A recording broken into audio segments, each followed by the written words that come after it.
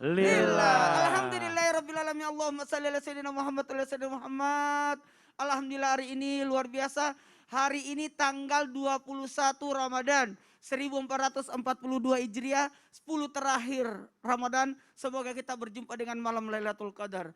Dan hari ini karena ada dua yang tidak dapat Lailatul Qadar itu. Apa tuh Ustaz? Yang tiga ya, memutuskan silaturahmi, durhaka sama orang tua, dan yang minum khamar. Itu tidak akan bisa ketemu Lailatul Qadar. Makanya temanya bagus sekali sekarang adalah prasangkamu membawa petaka. Bagaimana bisa dapat Lailatul Qadar kalau terlalu berprasangka buruk. Nah, kita ini kedatangan tamu, Masya Allah. Ada Pak Wamen ya luar biasa, Masya Allah, tabarakallah, sampai digelar karpet. Dan ada Raya Nabi, Masya Allah, tabarakallah. Benarkah laki-laki yang terpancing zuzon menjadi dosa besar bagi dirinya? Tapi katanya zuzon itu bukan kepada keluarga kan? Karena ada juga, bukan juga pada pasangan kan? Tunggu dulu, kepada siapa saja? Nah, tadi ada tausiah dari Pak Wamin yang sangat bagus sekali. Saya sangat salut dengan penyampaian beliau. Bahwa sosok suami, laki-laki dalam hal ini suami, itu harusnya menjaga keluarganya. Jangan keluar nak, jangan sampai nanti terganggu ini, terganggu. Itu tuh bagus. Itu bentuk pengawasannya, bentuk perlindungannya. Maka zuzon yang menjadi dosa besar itu tadi juga ada disampaikan oleh Ustaz Sam, ada yang timbulnya tajassus, apalagi Gibah. Itu bahaya. Nah, dalam hal ini orang, ya Allah tinggal 1 menit lagi. Zuzon itu bisa menjadi dosa besar ketika masuknya pintu syaitan. Hati-hati. Datanglah setan. Sebenarnya ketika kita zuzon itu sebenarnya membuka pintu setan untuk datang. Dan membahayakan karena bisa membinasakan kita. Dan sungguh Allah murka terhadap orang yang melakukan zuzon ini. Dan berakibat merugikan pada diri. Yang rugi siapa? Kita sendiri. Harusnya berbaik sangka sama orang. Jangan berprasangka buruk. Jangan dulu. Kenalilah dia.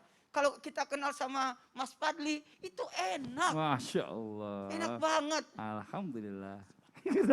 Kenapa harus kedumel sih? Enggak. Walaupun rese orangnya. Tapi baik. Iya. Jadi jangan melihat dari casingnya dulu. Coba dalami dulu lah dia. Masya Allah. Dia orang baik. Jangan takut dari awal. Iya, nah karena suzon ini adalah permainan setan sebenarnya. Betul itu permainan setan. Jadi Karena itu, setan itu membisikkan keburukan. Nauzubillah min zalik. Ustadz, terima kasih banyak atas penjelasannya. Jadi Jazakallah sudah khairan terjawab kan katsiran. tadi saya bahasa Bugis? Iya, tapi Bapak kebanyakan bridgingnya, jadi tausiahnya cuma 1 menit. Oh iya. Iya. Nah sekarang kita lanjut lagi nih ya. Buat jamaah yang ada di rumah, kita lihat lagi sebuah tayangan tentang, wah ini tayangannya nggak bagus nih ya, tapi kita harus belajar dari ini.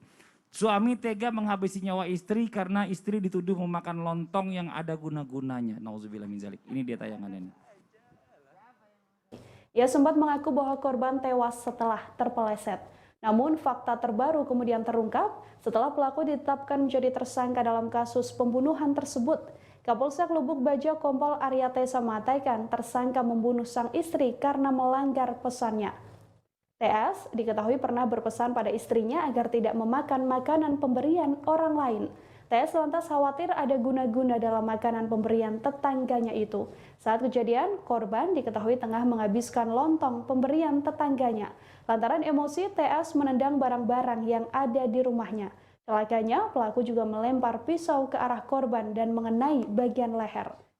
Nauzubillah min zalik. Ini dia nih gara-gara setan nih. Tapi gini ya, mohon izin nih Pak Wamen sebelumnya.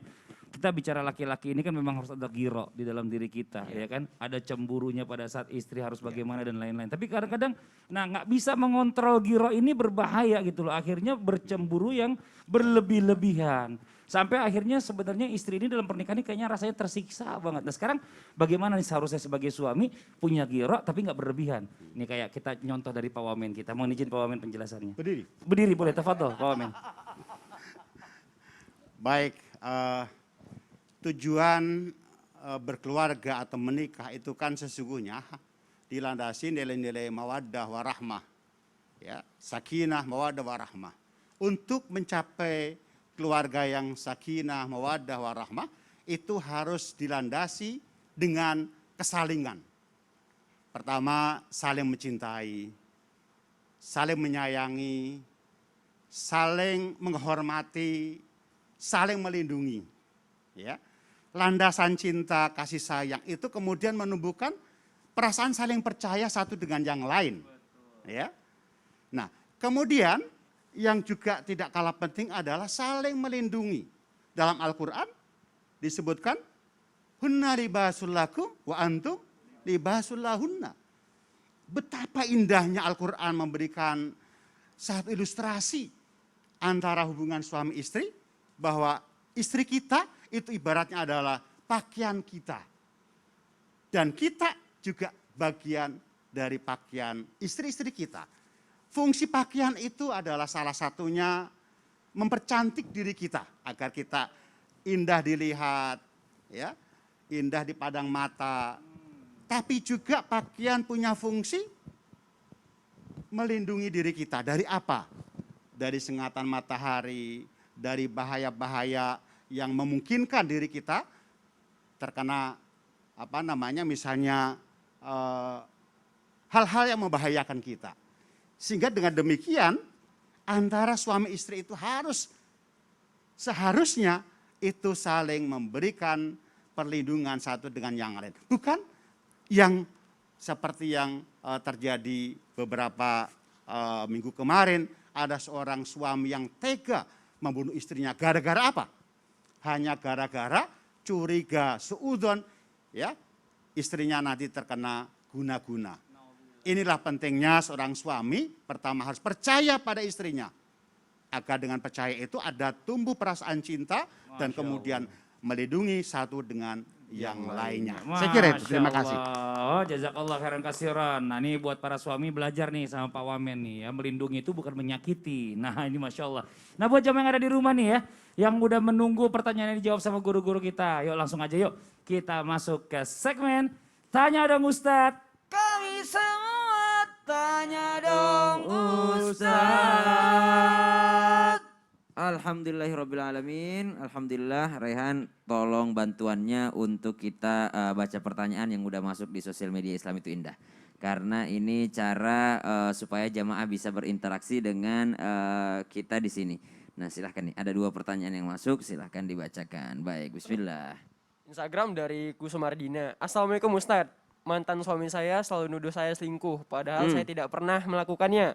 Setelah ditelusuri, ternyata dia punya jin untuk jaga diri. Apa jin tersebut yang membisiki suami saya kalau saya melakukan apa yang tidak pernah saya lakukan? Sampai akhirnya saya memilih pisah karena tidak tahan dituduh tanpa bukti. Dan dia tidak mau melepaskan jinnya dengan alasan untuk jaga diri. Terima kasih Ustadz. Baik, bismillahirrahmanirrahim. Bersekutu dengan jin itu memang ada di dalam Al-Quran di surah Al-Baqarah. Ya, tentang bagaimana pada saat itu ada orang-orang yang bersekutu dengan jin. Kemudian tujuan utamanya memang itu adalah memisahkan antara bainal mar'i wa zauji, dengan seseorang dengan pasangannya. Maka subhanallah, jikalau ada orang yang bersekutu dengan jin, memang benar adanya ada orang seperti itu. Namun setelah terjadi satu prasangka dari suami ibu terhadap ibu, jangan sampai ibu juga berprasangka kepadanya. Artinya jangan sampai ibu kalau tidak ada juga bukti, jangan juga nuduh kalau dia pakai jin ya. Jadi jangan saling menuduh pada akhirnya. Kalaupun sudah terjadi perpisahan, mudah-mudahan ada kebaikan di dalamnya. Tapi alangkah baiknya jikalau baru mau berpisah, lebih baik ditabayunkan, kemudian menjadi suatu pelajaran berharga untuk keduanya. Yang jelas bersekutu dengan jin adalah sesuatu yang diharamkan dalam agama kita, termasuk daripada kesyirikan. Kalau mau untuk jaga diri mah banyak banget. Seandainya bisa pakai jin, Rasulullah itu pakai jin. Seandainya boleh orang pakai jin, maka dulu orang pakai jin untuk berperang para sahabat, tapi tidak ada yang pakai jin ya. Mereka cuma pakai bantuan dari Allah Subhanahu wa taala. Masya Allah jawabannya Ustadz. Masih ada enggak? Ada pertanyaan kedua. Masih ada. Masih ada. Oh, siap. Assalamualaikum Pak Ustadz. Kalau Waalaikumsalam prasangka wabarakatuh. kita itu terbukti, apa tetap jadi dosa apa tidak? Prasangka terbukti apakah tetap jadi dosa atau tidak? Boleh orang berprasangka karena kita mempunyai akal gitu ya. Tapi yang ditanamkan adalah harusnya praduga tak bersalah. Orang berprasangka, prasangkanya itu jangan langsung nyalahin gitu loh, Rehan. Jadi langsung jangan langsung nyalahin. Cuman diperingatkan ketika engkau berprasangka pasti akan diikuti dengan memata-matai kemudian bergibah.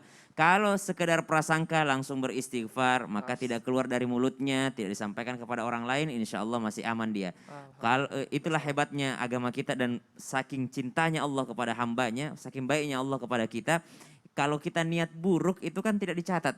Kalau kita niat baik udah dicatat gitu kan. Sama dengan prasangka. Seandainya itu masih di dalam hati kita, insya Allah masih maafu, masih dimaafkan. Tapi jangan keseringan karena yang tersiksa adalah kita sendiri. Sering berprasangka. Gajah di pelupuk mata tidak kelihatan, semut di seberang lautan kelihatan. Selalu saja mencari-cari kesalahan orang lain tanpa menyadari kesalahannya sendiri. Berarti harus berprasangka baik aja Ustaz. Berprasangka baik aja karena masing-masing kita pasti punya kekurangan dan kelebihan. Nah, tahu nggak dulu tuh Rasulullah juga pernah hampir terpancing yang namanya prasangka. Oh iya Ustaz ya? Oh ya, jadi ada kisah sehingga turun satu surah tentang bagaimana Rasulullah Sallallahu Alaihi Wasallam. Tapi jangan sekarang. Oh, oke. Nah, nanti insya Allah akan dijelaskan setelah yang satu ini. Jadi jamaah jangan kemana-mana, tetap di Islam itu indah. Jamaah, oh jamaah, alhamdulillah.